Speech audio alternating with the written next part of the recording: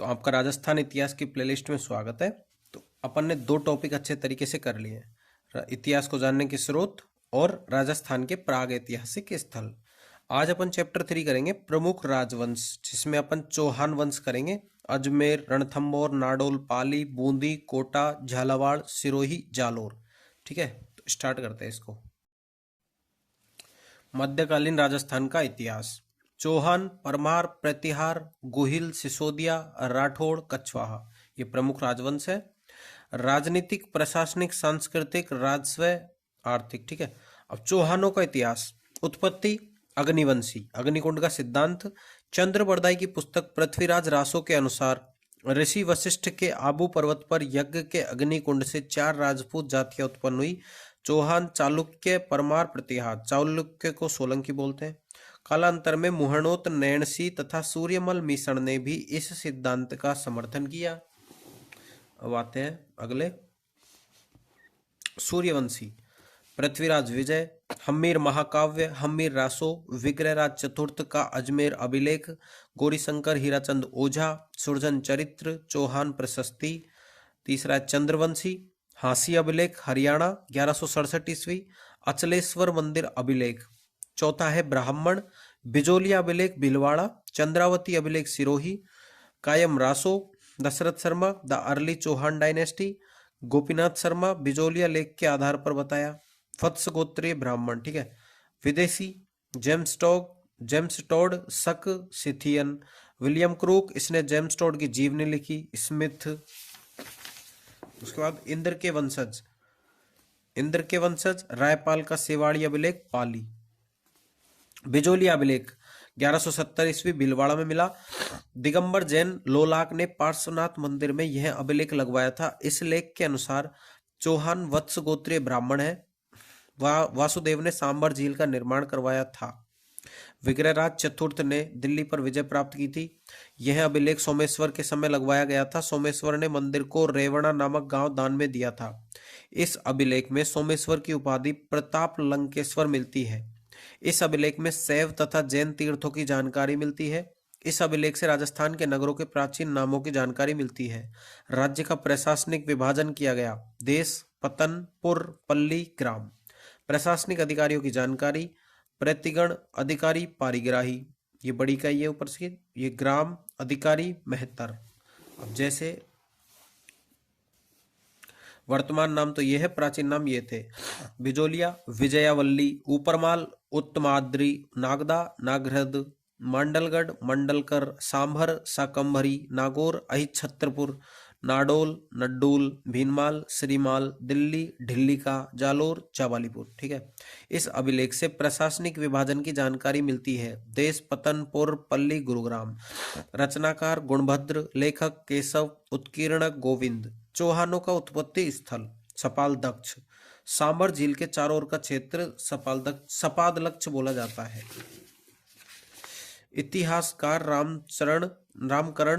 इतिहासकार रामकरण आसोपा के अनुसार प्रारंभ में चौहान सांबर झील के चारों ओर रहते थे। राजधानी अही छत्रपुर, नागौर, अही यानी नाम, चौहान रियासतें सांभर, अजमेर, रणथंभौर, नाडोल, जालोर, सिरोही, बूंदी, कोटा। अब आता है अपना पहला सांभर अजमेर के चौहानों का इतिहास। वासुदेव, राजशेखर की पुस्तक प्रबंध कोश के अनुसार वासुदेव ने 551 ईस्वी में सांभर में चौहान राज्य की स्थापना की। ठीक है, बिजोलिया अभिलेख 1170 ईस्वी के अनुसार इसने सांबर झील का निर्माण करवाया तथा नागौर को अपनी राजधानी बनाया। गोवक प्रथम, चौहान पहले गुर्जर प्रतिहारों के सामंत थे। प्रतिहार राजा नागभट्ट सेकंड भीनमाल ने इसे वीर की उपाधि दी। कालांतर में इसने प्रतिहारों की अधीनता मानने से मना कर दिया। इस प्रकार यह पहला स्वतंत्र चौहान राजा था। गोवक ने हर्षनाथ मंदिर का निर्माण करवाया था, जो चौहानों के इष्ट देव थे। चंदनराज, इसकी रानी आत्मप्रभा रुद्राणी पुष्कर झील में 1000 दीपक जलाकर भगवान शिव की पूजा करती थी। वह योगिक क्रिया में निपुण थी। अब आता है वाकपति राज, यह 108 युद्धों का विजेता था। इसके बेटे लक्ष्मण राज ने नाडोल पाली में चौहान राज्य की स्थापना की। विग्रहराज सेकंड आता है। गुजरात के चालुक्य राजा मूलराज फर्स्ट को हराया था तथा बड़ौच गुजरात में अपनी कुलदेवी आशापुरा माता का मंदिर बनवाया था। अब आता है गोविंद थर्ड। इतिहासकार फरिश्ता के अनुसार इसने गजनी के राजा को मारवाड़ पार करने नहीं दिया था। इस समय गुजरात का चालुक्य राजा भीम फर्स्ट भी इसके साथ था। उपाधि वेरीघट्ट। पृथ्वीराज विजय के अनुसार शत्रु संहारक। अब आता है दुर्लभ राज थर्ड। दशरथ शर्मा के अनुसार इसने गजनी के राजा इब्राहिम का सामना किया था। अब आता है विग्रहराज थर्ड। इसने गजनी के राजा शहाबुद्दीन को हराया था। पृथ्वीराज फर्स्ट। इसने बगुली शाह नामक मुस्लिम आक्रमणकारी को हराया था। अजयराज 1105 से 1133। 1113 ईस्वी में अजमेर की स्थापना की तथा अजमेर में किले का निर्माण करवाया। इसने गर्जन मातंग गजनी के राजा को हराया। इसने पार्श्वनाथ मंदिर में सोने का कलश भेंट किया। इसने दिगंबरों तथा श्वेतांबरों के बीच शास्त्रार्थ की अध्यक्षता की थी। इसने अपनी रानी सोमल देवी सोमलेखा के नाम से चांदी एवं तांबे के सिक्के चलाए थे। ये सिक्के अजय प्रिया द्रंब कहलाए। अपने अंतिम समय में इसने अपने पुत्र अर्णोराज को शासन सौंप दिया था तथा स्वयं सन्यासी बन गया। अर्णोराज 1133 से 1155 ईस्वी तक। 1135 ईस्वी में इसने तुर्कों को हराया तथा युद्ध स्थल पर आना सागर झील का निर्माण करवाया। किसने? अर्णोराज ने। पुष्कर में वराह मंदिर भगवान विष्णु का निर्माण करवाया था। इसने मालवा के नरवर्मन को हराया था। इसने गुजरात के चालुक्य राजा जयसिंह सिद्धराज को हराया था। ठीक है, जयसिंह सिद्धराज ने अपनी राजकुमारी कांचन देवी का विवाह इससे कर दिया। यह गुजरात के चालुक्य राजा कुमारपाल से हार गया था तथा अपनी राजकुमारी जालहण देवी का विवाह कुमारपाल से करवाया। अजमेर जीतने के बाद कुमारपाल चित्तौड़ चला गया। इस युद्ध का वर्णन प्रबंध चिंतामणि व प्रबंध कोश में मिलता है। इसने खरतरगच्छ जैन संप्रदाय को भूमि अनुदान किया। दरबारी विद्वान थे देवघोष धर्मघोष। इसकी हत्या इसके बेटे जगदेव ने कर दी थी। अर्णोराज की रानी थी सुधवा, रानी कांचन देवी, सुधवा, जगदेव के पृथ्वीराज सेकंड, विग्रहराज के अपरगांग्य और नागार्जुन, रानी कांचन देवी के सोमेश्वर पृथ्वीराज थर्ड, उसके बाद गोविंदराज, ये सोमेश्वर के हरिराज। ठीक है, अब आता है जगदेव। इसके भाई विग्रहराज चतुर्थ ने इसे हटा दिया था। विग्रहराज चतुर्थ 1158 से 63 ईस्वी। दशरथ शर्मा के अनुसार इसका शासनकाल अजमेर के चौहानों का स्वर्ण काल था। ठीक है, दशरथ शर्मा के अनुसार इसका शासनकाल अजमेर के चौहानों का स्वर्ण काल था। ललित विग्रहराज पुस्तक के अनुसार इसने गजनी के खुसरो शाह को हराया था। इसने गुजरात के कुमारपाल चालुक्य को हराया था। बिजोलिया अभिलेख के अनुसार इसने दिल्ली के तोमर राजाओं को हराया था तथा उन्हें अपना सामंत बना लिया था। इसने दिल्ली में शिवालिक स्तंभ अभिलेख लगवाया था। यह अभिलेख अशोक के दिल्ली टोपरा अभिलेख के ठीक नीचे लिखा हुआ है। ठीक है, इसने बीसलपुर टोक की स्थापना की तथा यहाँ तालाब एवं शिव मंदिर का निर्माण करवाया। इसने हरकेली नामक नाटक लिखा था। यह 12वीं के किरातार्जुनियम नाटक पर आधारित है। धर्मघोष सूरी के कहने पर एकादशी के दिन पशु हत्या पर रोक लगाई। अजमेर में सरस्वती कंठाभरण नामक संस्कृत पाठशाला की स्थापना की। इस पाठशाला की दीवारों पर हरकेली तथा ललित विग्रहराज की पंक्तियां लिखी गई थी। कुतुबुद्दीन ऐबक ने इस पाठशाला को तोड़ दिया था तथा इसे मस्जिद में बदल दिया था। इसे 2.5 दिन का झोपड़ा कहा जाता है। इस मस्जिद के पास पीर पंजाब शाह का 2.5 दिन का उर्स लगता है। दरबारी विद्वान सोमदेव ललित विग्रहराज लिखी थी। इस पुस्तक में विग्रहराज तथा देसल देवी की प्रेम कहानी का वर्णन है। उपाधि बीसल देव, कवि बंधु पृथ्वीराज विजय के अनुसार, या कवि बांधव जयानक भट्ट। किलहोर्न ने विग्रहराज की तुलना कालिदास तथा भवभूति से की थी। अब आता है अपरगांग्य। पृथ्वीराज सेकंड ने इन्हें हटा दिया था। पृथ्वीराज सेकंड आ गया। फिर इसने हंसी हरियाणा में महल का निर्माण करवाया तथा यहाँ अपने मामा गोहिल कल्हण की नियुक्ति की। हंसी अभिलेख 1167 ईस्वी। रूठी रानी मंदिर शिव मंदिर के धौड़ भीलवाड़ा अभिलेख 1168 ईस्वी के अनुसार इसने अपना राज्य बाहुबल से प्राप्त किया था। इस अभिलेख में रानी का नाम सुहाव देवी है। इसने मैनाल में सुहेश्वर मंदिर शिव मंदिर का निर्माण करवाया। सोमेश्वर इसका अधिकांश समय गुजरात में बीता था। इसने कुमारपाल के शत्रु कोंकण के राजा मल्लिकार्जुन को हराया था। महाराष्ट्र का था। ठीक है, रानी कर्पूरी देवी चेदी के राजा अचलराज कलचुरी की पुत्री। इसने राजमेर में वैद्यनाथ मंदिर का निर्माण करवाया तथा इसमें ब्रह्मा विष्णु महेश की मूर्तियां लगाई गई। इसने अजमेर में अपनी इसने अजमेर में अपनी तथा अपने पिता अर्णोराज की मूर्तियां लगवाई। उपाधि प्रताप लंकेश्वर। इसके शासनकाल में बिजोली अभिलेख लगवाया गया। पृथ्वीराज थर्ड 1177 से 92। पिता सोमेश्वर, माता कर्पूरी देवी संरक्षिका थी। यह 11 वर्ष की उम्र में राजा बना। प्रमुख मंत्री थे कदम्बवास, केमास, भुवनमल्ल, स्कंद, वामन और सोड। इसने अपने चचेरे भाइयों नागार्जुन तथा अपरगंग के विद्रोह को दबाया था। नागार्जुन ने गुरुग्राम को अपना मुख्य केंद्र बना रखा था। 1182 ईस्वी में मथुरा, अलवर तथा भरतपुर क्षेत्रों में भंडानक जनजाति के विद्रोह को दबाया था। यह जानकारी जिनपत्ती सूरी की पुस्तकों से प्राप्त होती है। भंडानक जनजाति पंजाब के सतलज क्षेत्र से आकर गुरुग्राम, हिसार क्षेत्रों में रहने लगी थी। अब आता है महोबा का युद्ध, तुमुल का युद्ध 1182 ईस्वी।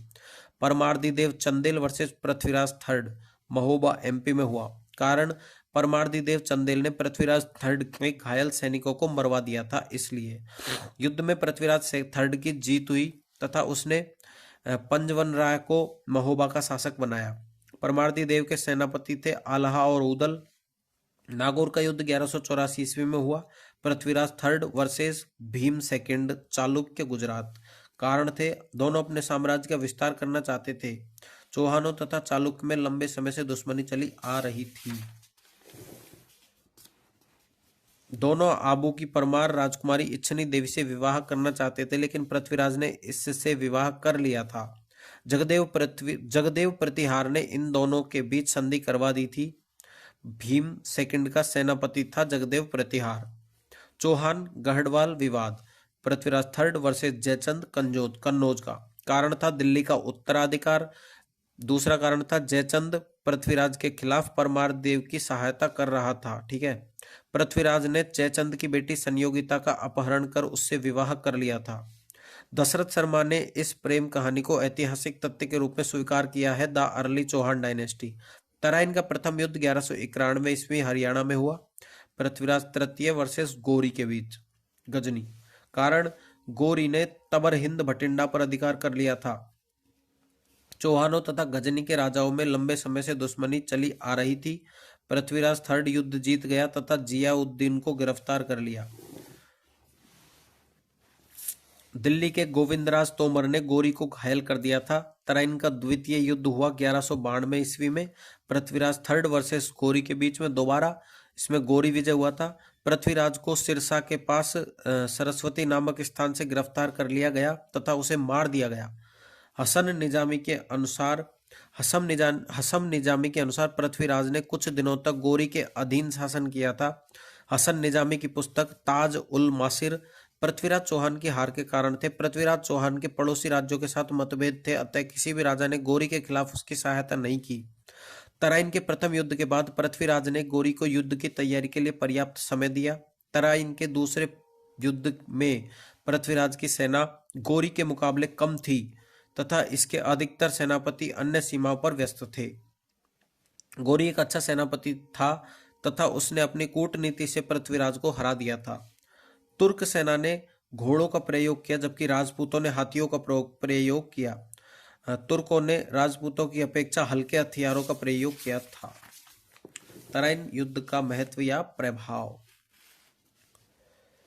पृथ्वीराज की हार के बाद गोरी के उत्तराधिकारी के लिए भारत में राज करना आसान हो गया था। यहीं से तुर्की शासन की नींव भारत में पड़ी। राजपूतों की उभरती हुई राजनीतिक महत्वाकांक्षाएं समाप्त हो गई थी तथा पृथ्वीराज के बाद कोई भी राजपूत राजा दिल्ली पर अधिकार नहीं कर पाया।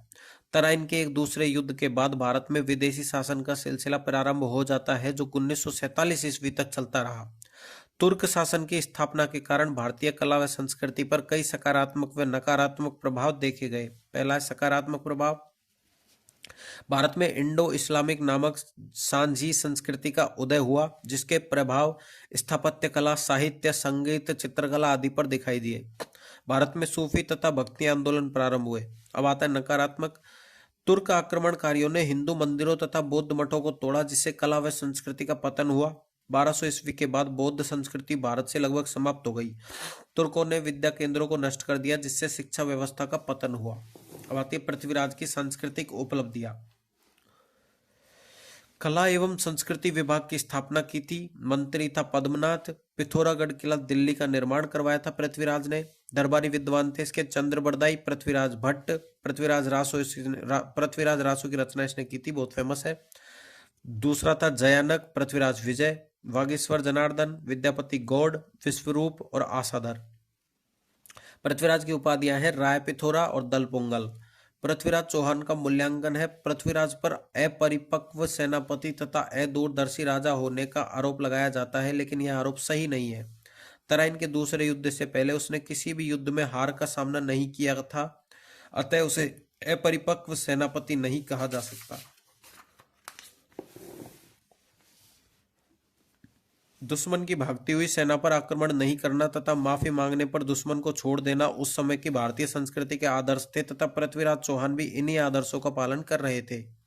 हालांकि उसकी हार ने भारत की गुलामी का मार्ग प्रशस्त कर दिया था, लेकिन फिर भी मध्यकालीन भारतीय इतिहास में उसके महत्व को नजरअंदाज नहीं किया जा सकता। गोविंदराज, इसने तुर्कों की अधीनता स्वीकार कर ली थी, अतः इसके चाचा हरिराज ने इसे हटा दिया। यह रणथंबोर चला गया तथा वहां इसने चौहान राज्य की स्थापना की। हरिराज, इसने अपने सेनापति चतरराज को दिल्ली पर आक्रमण करने के लिए भेजा, लेकिन उसे हार का सामना करना पड़ा। कुतुबुद्दीन ऐबक ने अजमेर पर आक्रमण कर दिया तथा उसने हरिराज को हराकर अजमेर पर अधिकार कर लिया। हरिराज ने आत्महत्या कर ली तथा अजमेर पर तुर्कों का अधिकार हो गया 1194 ईस्वी में। ठीक है, इस वीडियो में अपन यहाँ तक ही करेंगे। नेक्स्ट वीडियो में रणथंबोर का इतिहास अपन स्टार्ट करेंगे। ठीक है, वीडियो को लाइक करना, चैनल को सब्सक्राइब करना, दोस्तों को शेयर करना प्लेलिस्ट को। ठीक है, बाकी और भी सारा कुछ अपने सारी सब्जेक्ट की प्लेलिस्ट चल रही है साथ में, तो उनको भी चेकआउट कर लेना। हिंदी भी चल रही है PSI की, पुलिस सब इंस्पेक्टर की। ठीक है, ठीक।